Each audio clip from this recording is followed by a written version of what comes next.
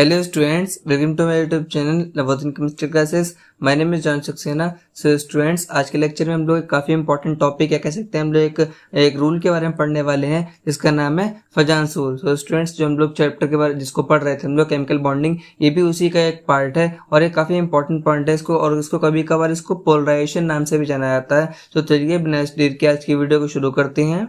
So students, देखिए आपके सामने यहाँ पर एक सेंटेंस लिखा हुआ यहाँ पर है कि एनी कोवेलेंट बॉन्ड में acquired some ionic character and any ionic bond में also have some covalent character. काफी सिंपल सेंटेंस है, आपने इसके बारे में कई बार सुना भी होगा कि कोई भी आयनिक बॉन्ड हो सकता है वो उसके अंदर कोवेलेंट कैरेक्टर भी अराइव हो सकता है, और चाहे कोई भी कोवेलेंट बॉन्ड क्यों ना हो उसके अंदर आयनिक कैरेक्टर भी आ सकता है. अब देखिए ये पॉसिबल कैसे होता है. मान लीजिए हम लोग एक बार सपोज करके लेते हैं, हमारे पास एक मॉलिक्यूल है CH3Cl. आप जानते हैं कि आपने हेलोल्केन्स वगैरह के बारे में सुना होगा, ठीक है. जैसे मान लीजिए कोई हमारे पास हाइड्रोकार्बन होता है, अगर मान लीजिए उसमें कोई भी हेलोजन एटम प्रेजेंट होता है या फिर हेलोजन एटम की वजह से जो हाइड्रोकार्बन के डेरिवेटिव्स बनते हैं अगर के हैं, उन्हीं को बोला जाता है हेलोल्केन्स. तो अगर मान लीजिए इस मॉलिक्यूल की बात कर लेते हैं तो इसमें काफी सिंपल सी बात है कि इसमें एक कार्बन क्लोरीन का बॉन्ड भी प्रेजेंट होगा, और हम लोग बहुत तेज जानते हैं कि क्लोरीन जो होता है वो कार्बन के रेस्पेक्ट में मोर इलेक्ट्रोनेगेटिव आइटम होता है. तो इलेक्ट्रोनेगेटिविटी हम लोग क्या समझते हैं, हमको पढ़ाया भी था कि इलेक्ट्रोनेगेटिविटी एक प्रॉपर्टी होती है इसकी वजह से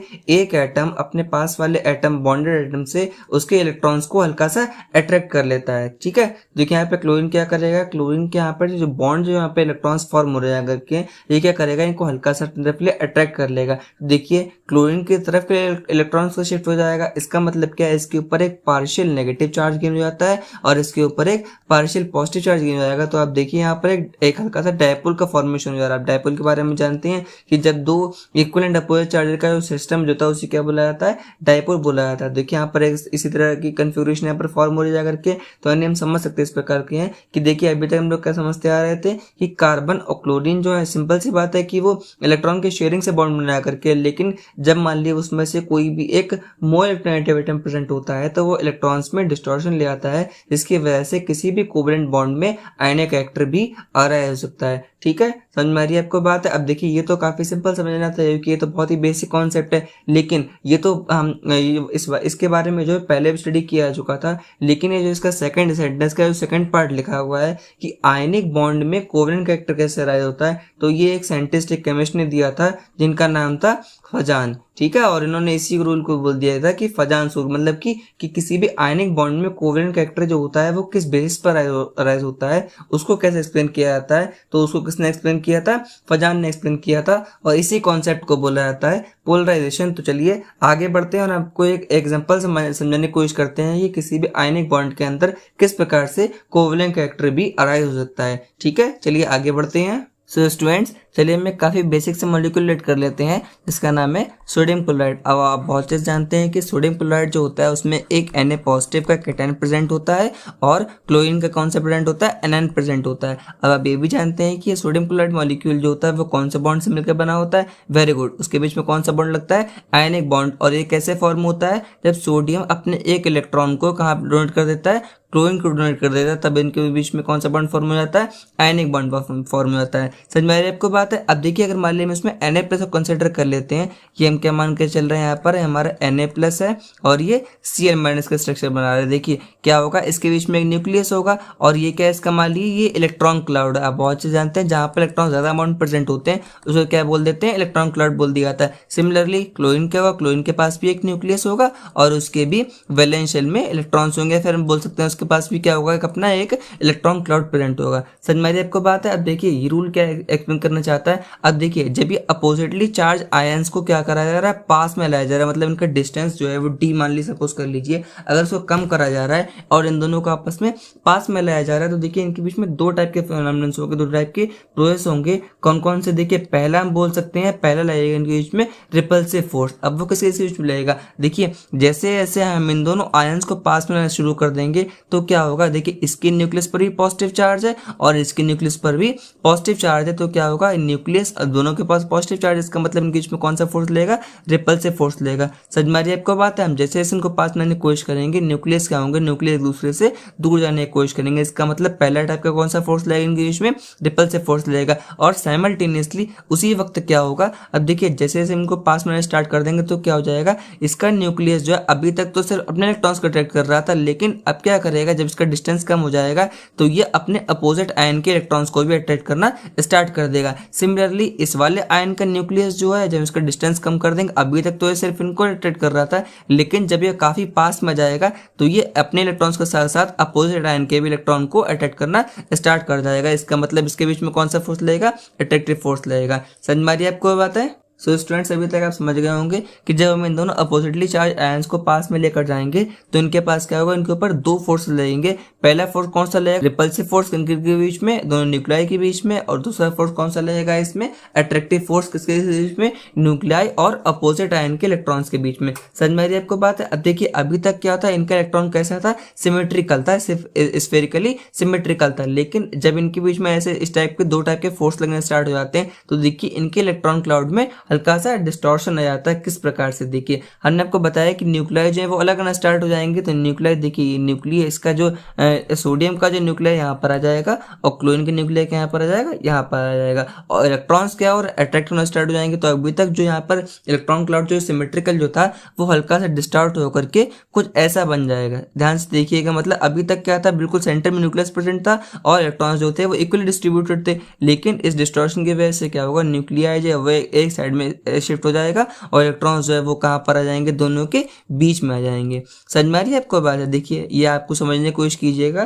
समझ में आ रही है आपको बात है, मतलब कि दो न्यूक्लियाई जो है अपने पोजीशन थोड़ा शिफ्ट हो जाएंगे साइड वाइज के लिए, और इलेक्ट्रॉन्स जो है वो कहाँ पर आ जाएंगे, बीच में आ जाएंगे। और सिमिलरली एक टाइम ऐसा भी आएगा कि जब दोनों न्यूक्लियाई जो है अलग अलग हो जाएंगे और इलेक्ट्रॉन्स जो है वो इन दोनों के बीच में इस तरह से शेयर्ड हो जाएंगे। समझ में आ रही है आपको बात है। अब देखिए अभी तक हम लोग क्या समझ रहे थे, इलेक्ट्रॉन्स जो होते हैं इलेक्ट्रॉन सिंपली ट्रांसफर हो गए, अब उनसे कोई मतलब नहीं रह गया। लेकिन इस वाले केस में क्या, देखिए अगर मान लीजिए हम यहाँ पर इस वाले एरिया की बात कर रहे हैं तो यहाँ पर इलेक्ट्रॉन्स प्रेजेंट जो होंगे वो किससे अट्रैक्टेड हो रहे होंगे, इस वाले से या फिर इस वाले न्यूक्लियस से अट्रैक्टेड हो रहे होंगे। आपका आंसर ये होगा कि यहाँ पर जो इलेक्ट्रॉन्स प्रेजेंट होंगे वो दोनों के अट्रैक्शन में होंगे, इस वाले न्यूक्लियस से भी अट्रैक्टेड हो रहे होंगे और इस वाले से भी। और ऐसा कब होता है, जब कोई भी कोवलेंट बॉन्ड का फॉर्मेशन होता है। आप जानते हैं, अगर मान लीजिए देखिए हम सपोज कर लेते हैं कार्बन और कार्बन की डबल सिंगल बॉन्ड बना हुआ है, तो यहाँ पर दो इलेक्ट्रॉन प्रेजेंट होते हैं, वो ना इससे अट्रैक्ट हो रहे होते हैं और ना इससे, वो दोनों से एक साथ अट्रैक्ट हो रहे होते हैं बराबर फोर्स से। और सिमिलर केस यहाँ पर भी हो रहा है। और देखिए आप जानते हैं ये वाला बॉन्ड कौन सा कहलाता है, कोवलेंट बॉन्ड। इसका मतलब यहाँ पर भी कौन सा कैरेक्टर आ जाएगा,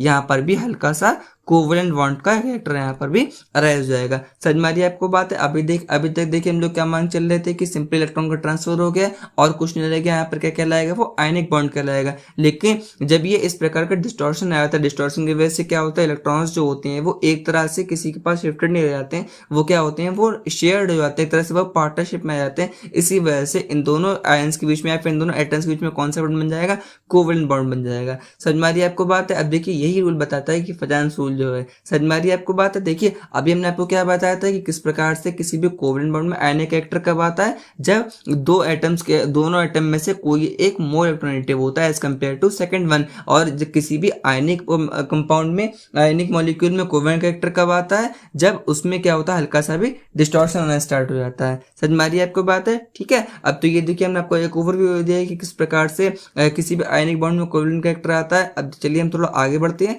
और अब इसकी थोड़ी सी टर्मिनोलॉजी पर फोकस डाल लेते हैं। ठीक है, सो स्टूडेंट्स अभी मैंने आपको जो समझाया था, जो बात बताई थी, देखिए उसी के बारे में लिखा हुआ है यहाँ पर है, the phenomenon of distortion in the electron cloud of an anion when a cation approaches to form a ionic bond which leads to gain some covalent character is called polarization। Simple सी बात हमने आपको जो पढ़ाया था कि अगर मान लीजिए किसी भी एनायन के लिए कोई भी कैटायन अप्रोच करता है तो इसकी वजह से इलेक्ट्रॉन क्लाउड में डिस्टॉर्शन आता है और जिसकी वजह से उस बॉन्ड के अंदर, उस पर्टिकुलर आयनिक बॉन्ड के अंदर हल्का से भी कोवलेंट कैरेक्टर आ जाता है। इसी फिनोमेनन को क्या बोला जाता है, पोलराइजेशन, और इसी बात को, इसी रूल को क्या कहते हैं हम लोग हैं, फजांस रूल भी कहा जाता है। समझ में आ रही है आपको बात? देखिए काफी इंपॉर्टेंट टॉपिक बन जाता है इसीलिए, क्योंकि ये बात बहुत कम लोगों को पता होती है, क्योंकि अभी तक ये तुमको पता है कि किसी प्रकार से कि किस बॉन्ड में कोवेलेंट कैरेक्टर में आयनिक कैरेक्टर आ सकता है, लेकिन आयनिक में कोवेलेंट कैसे आता है वो आपको पता शायद ना हो, क्योंकि एनसीईआरटी जो लिखी, एनसीईआरटी में भी काफी एक मुश्किल से एक पैरा दिया हुआ है। 11th क्लास की एनसीईआरटी जो है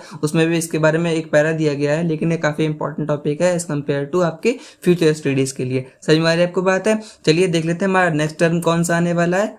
सो स्टूडेंट्स, हमारा नेक्स्ट टर्म जहाँ पर लिखा हुआ है वो है पोलराइजेबिलिटी। तो लिखा हुआ है कि the ability of any anion to get its electron cloud distorted easily when a cation approaches to it is called polarizability. ठीक है, अब देखिए एबिलिटी वर्ड का यूज कर रहा है, इसका मतलब जाहिर सी बात है कि क्षमता पे डिपेंड कर रहा है कि कितना कोई भी एनायन जो है वो अपने इलेक्ट्रॉन को इजीली डिस्टॉर्ट होने देता है। समझ में आ रही है आपको बात? अब जैसे मान लीजिए हमारे पास एक कैटायन है और ये कि एनायन है, ये एनायन जो है वो अपने इलेक्ट्रॉन क्लाउड को इस कैटायन के अप्रोच करने पर कितना इजीली डिस्टॉर्ट कर लेता है, उसी को क्या बोला जाता है, पोलराइजेबिलिटी। काफी सिंपली याद कर लीजिए, क्योंकि जो नेक्स्ट टाइम जो है हल्का से इससे मिलता जुलता लगता है, लेकिन आपको बहुत इजीली याद कर लीजिए। अब लिखा हुआ यहाँ पर एबिलिटी है कि मतलब कि वो अपने आप को कितना इजीली डिस्टॉर्ट कर सकता है, उसे क्या बोला जाता है, पोलराइजेबिलिटी। और हमारा नेक्स्ट टर्म जो है वो किस प्रकार से, देखिए नेक्स्ट टर्म हमारा है कि पोलराइजिंग पावर। अब देखिए ये भी एबिलिटी, या फिर इसको आप सिंपल समझ सकते हैं, यहाँ पर एबिलिटी की जगह आप इसको समझ लीजिए, यहाँ पर स्ट्रेंथ आप इसको बोल सकते हैं, या फिर आप इसको सिंपली पावर भी बोल सकते हैं। देखिए यहाँ पर क्या लिखा हुआ, the ability of any cation to distort the electron cloud of any anion is called polarizability. अब देखिए पोलराइजेशन जो होता है वो कौन कॉज कर रहा है, सिंपल सी बात है कैटायन कॉज कर रहा है। इसका मतलब वो जितना स्ट्रांग होगा, जितना पावरफुल होगा, उतना ही पोलराइजेशन ज्यादा कॉज हो पाएगा। तो देखिए इसी बात सिंपल समझ लीजिए कि देखिए कितना इजीली डिस्टॉर्ट हो जा रहा है, जो डिस्टॉर्ट हो जाए उसको क्या बोला जाएगा, पोलराइजेबिलिटी। इसका मतलब वो किसकी होगी, एनायन की होगी। लेकिन वही बात कर रहे हैं कौन डिस्टॉर्ट कर रहा है, वो कर रहा है कैटायन। तो वो कितना स्ट्रांगली, कितना अच्छे से डिस्टॉर्ट कर पा रहा है, उसे हम लोग क्या कहेंगे, पोलराइजिंग पावर कहेंगे। समझ में आ रही है आपको बात है? चलिए आगे बढ़ते हैं हम लोग हैं। तो स्टूडेंट्स चलिए हम लोग देखने वाले हैं कि ऐसे कौन कौन से फैक्टर्स हैं जिनकी वजह से पोलराइजेशन जो होता है वो अफेक्ट होता है करके। समझ में आ रही है आपको बात है? देखिए हमारा जो पहला यहाँ पर फैक्टर जो है वो लिखा हुआ है स्मॉल साइज ऑफ एनायन।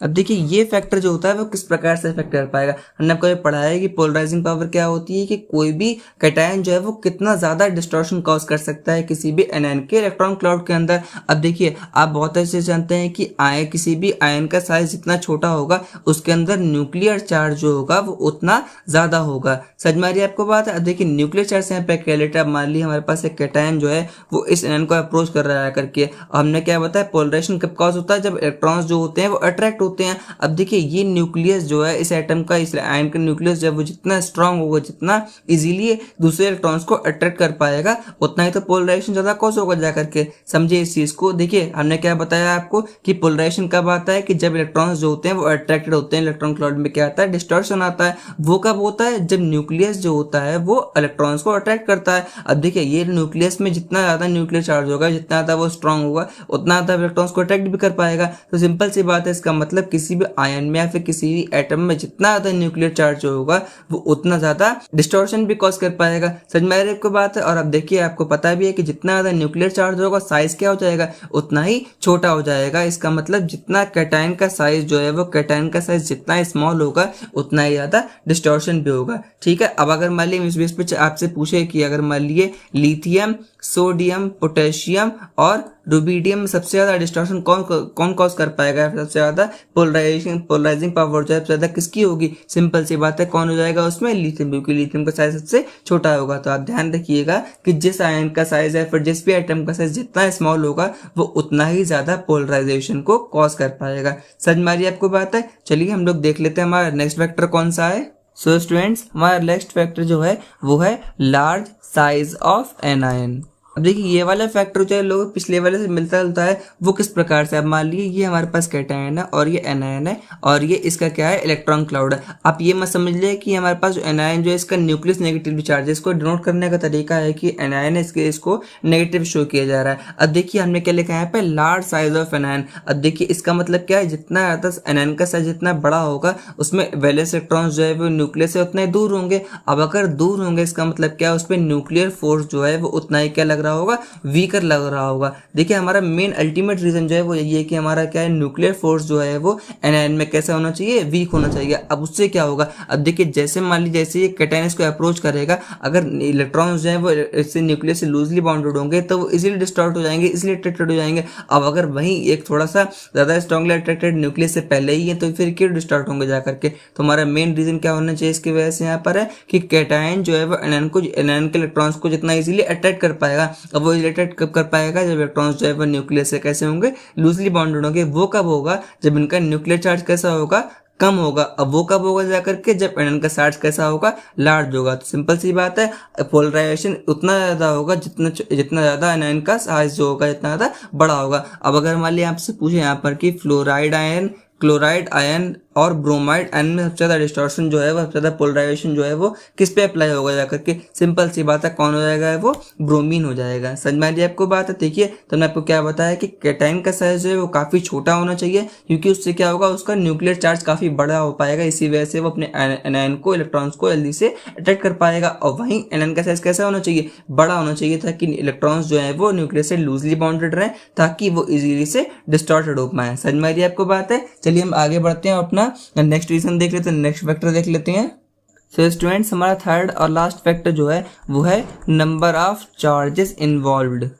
तो देखिए इस वाले फैक्टर का मतलब क्या है, सिंपल समझ लीजिए, किसी भी आयनिक बॉन्ड में जितने ज़्यादा चार्जेस इन्वॉल्व हो रहे होंगे उतना ज़्यादा उसके अंदर कोवेलेंट कैरेक्टर आएगा। अब देखिए अगर हमारे इसमें कंपेयर करने की कोशिश करते हैं, हमारे पास 3 हमारा क्लोराइड अवेलेबल है, एक है सोडियम क्लोराइड, अगला है मैग्नीशियम क्लोराइड और थर्ड जो है वो है एल्यूमिनियम क्लोराइड। अब इन तीनों में सबसे ज़्यादा कोवेलेंट कैरेक्टर जो है वो किसके अंदर आएगा, देखिए यहाँ पे सिंपल समझ लीजिए इसको। देखिए अगर मान लीजिए इसमें बात करते हैं तो इसमें सिर्फ एक इलेक्ट्रॉन इन्वॉल्व होगा, इसमें 2 इलेक्ट्रॉन्स इन्वॉल्व होंगे और इसमें कितने होंगे, 3। सबसे ज़्यादा कोवेलेंट कैरेक्टर इसके अंदर आ जाएगा, इसके अंदर। अब ऐसा क्यों होगा, देखिए जितने ज़्यादा इलेक्ट्रॉन्स इन्वॉल्व होते हैं, बॉन्ड जो होता है वो इतना स्ट्रॉन्गर बन पाएगा। इसका मतलब क्या है, जो कैटायन जो है वो एनायन के इलेक्ट्रॉन्स को उतना ईजिली अट्रैक्ट कर पाएगा, और अट्रैक्ट कर पाएगा इसका मतलब क्या, उसके अंदर कोवेलेंट कैरेक्टर भी उतना ज़्यादा आ जाएगा। समझ में आ रही है आपको बात है। तो ध्यान रखिएगा कि किसी भी आयनिक बॉन्ड के अंदर जितना ज़्यादा चार्जेस इन्वॉल्व हो रहे होते हैं, जितना इसमें इलेक्ट्रॉन्स इन्वॉल्व होते हैं, उतना ज़्यादा उसके अंदर कोवेलेंट कैरेक्टर भी आता है। समझ में आ रही है आपको बात है। तो स्टूडेंट्स आज के लेक्चर में बस इतना है, और स्टूडेंट्स आप एक नेक्स्ट लेक्चर भी करेंगे इस टॉपिक के ऊपर। इसमें हम कुछ ऐसे इंपॉर्टेंट क्वेश्चंस को डिस्कस करेंगे जा करके, जो इस फाइनेंस रूल्स या फिर जो हमारा पोलराइजेशन कॉन्सेप्ट जो उसके ऊपर बेस्ड होंगे। तब तक के लिए चैनल को सब्सक्राइब कीजिए, वीडियो को लाइक कीजिए और अपने फ्रेंड्स का शेयर भी कीजिए। And thanks for watching my video.